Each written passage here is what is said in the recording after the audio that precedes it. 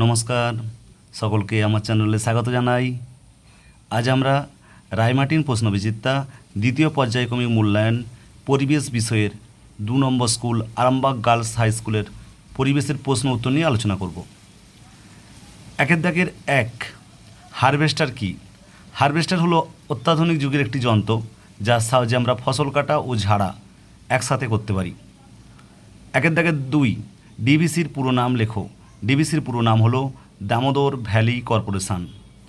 একের দাগের 3, পশ্চিমবঙ্গের সবচেয়ে উঁচু পর্বতশৃঙ্গ কোনটি ও তার উচ্চতা কত মিটার? পশ্চিমবঙ্গের সর্বোচ্চ পর্বতশৃঙ্গের নাম সান্দাকফু, যার উচ্চতা 3636 মিটার। একের দাগের 4, কোন দুটি নদী মিলিত হয়ে গিয়ে ঘাটালের কাছে রূপনারায়ণ নদ নাম হয়েছে? দ্বারকেশ্বর ও শিলাবতী, এই দুটি নদী মিলে গিয়ে রূপনারায়ণ নদ নাম হয়েছে। একের দাগের 5, কাকে গান্ধীবুড়ি বলা হয়? মাতঙ্গিনী হাজরাকে গান্ধীবুড়ি বলা হয়। 2 দাগের 1, শিক্ষক দিবস, উত্তর হবে সর্বপল্লী রাধাকৃষ্ণান।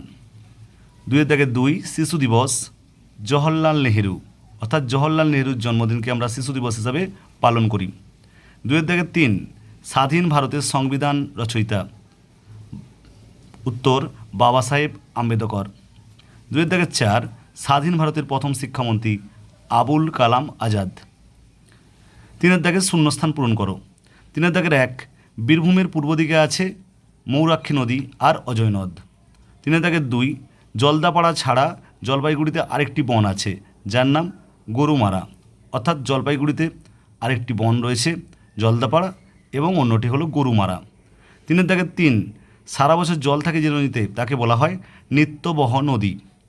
3 দাগের 4, ইংরেজদের বিরুদ্ধে লড়াই করার জন্য নেতাজি বানিয়েছিলেন আজাদ হিন্দ ফৌজ বা আজাদ হিন্দ বাহিনী। 3 দাগের 5, রেশম কীট পালনের জন্য তুঁত গাছের চাষ করা হয়। 4 দাগের 1, ঠিক না ভুল? ঠিক হলে রাইট চিহ্ন এবং ভুল হলে কাটা চিহ্ন দাও। 4 দাগের 1, কোয়াশ গাছ দেখতে পেঁপে গাছের মতো, এটা ভুল, অনেকটা ঝিঙে গাছের মতো দেখতে। 4 দাগের 2, দামোদরের ঢাল প্রথমে উত্তর থেকে দক্ষিণ দিকে এসেছে, এটাও ভুল, দামোদরের ঢাল হবে পশ্চিম থেকে পূর্ব দিকে। 4 দাগের 3, শালপাতা দিয়ে প্লেট, থালা, বাটি বানানো হয়, এটা সঠিক উত্তর, অর্থাৎ এটা রাইট। 4 দাগের 4, মাটির পুতুলের জন্য বিখ্যাত নদীয়ার কৃষ্ণনগর, এটাও সঠিক। 4 দাগের 5, তাপবিদ্যুৎ কেন্দ্র অবস্থিত বক্রেশ্বরে, এটাও সঠিক। 5 দাগের 1, কাঁকর পাথর মেশানো লাল মাটি দেখা যায় ক তরাই অঞ্চল, খ সুন্দরবন অঞ্চল, 3 নম্বর মালভূমি অঞ্চল, উত্তর হচ্ছে মালভূমি অঞ্চলে, অর্থাৎ গ সঠিক উত্তর। 5 দাগের 2, ছৌ নাচের জন্য বিখ্যাত বাঁকুড়া, বীরভূম না পুরুলিয়া? উত্তর গ পুরুলিয়া।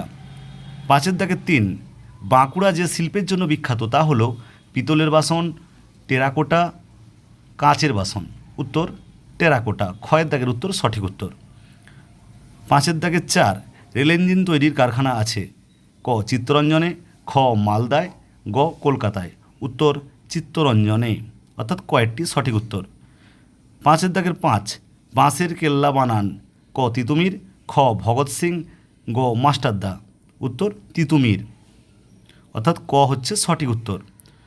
6 দাগ, 2-3টি বাক্যে নিচের প্রশ্নগুলির উত্তর দাও। আউশ ধানের বৈশিষ্ট্য লেখো।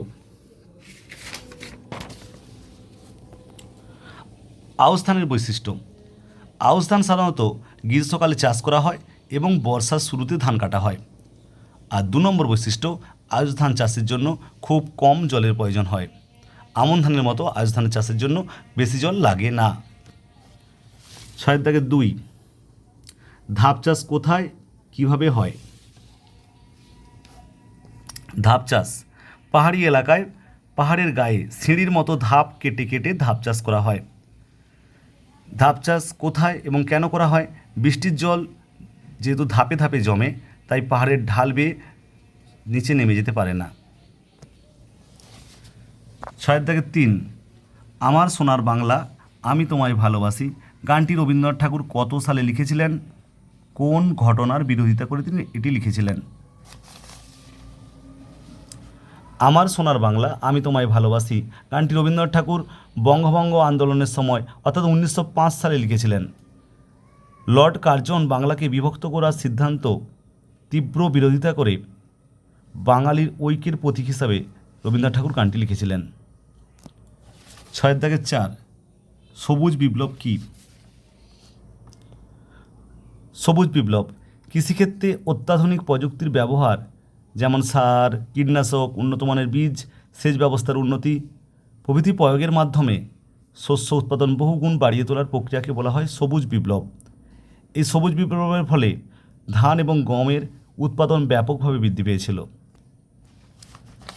6-5 ম্যানগ্রোভ জাতীয় উদ্ভিদের কী কী মূল দেখা যায়? আমরা জানি ম্যানগ্রোভ জাতীয় উদ্ভিদ লবণাক্ত মাটিতে জন্মায়, অর্থাৎ সুন্দরবন অঞ্চলে দেখতে পাওয়া যায়। এদের দুরকম মূল থাকে, এক হচ্ছে ঠেসমূল, দুই হচ্ছে শ্বাসমূল। ঠেসমূলের কাজ হচ্ছে গাছকে দৃঢ়তা প্রদান করা, যাতে গাছ সহজে না হেলে পড়ে। আর শ্বাসমূলের কাজ, যেহেতু লবণাম্য উদ্ভিদ, সুতরাং শ্বাসমূল উপর দিকে থাকে, অক্সিজেন নিতে সাহায্য করে। অর্থাৎ ম্যানগ্রোভ জাতীয় উদ্ভিদের ক্ষেত্রে দুরকম মূল দেখতে পাওয়া যায়, ঠেসমূল ও শ্বাসমূল।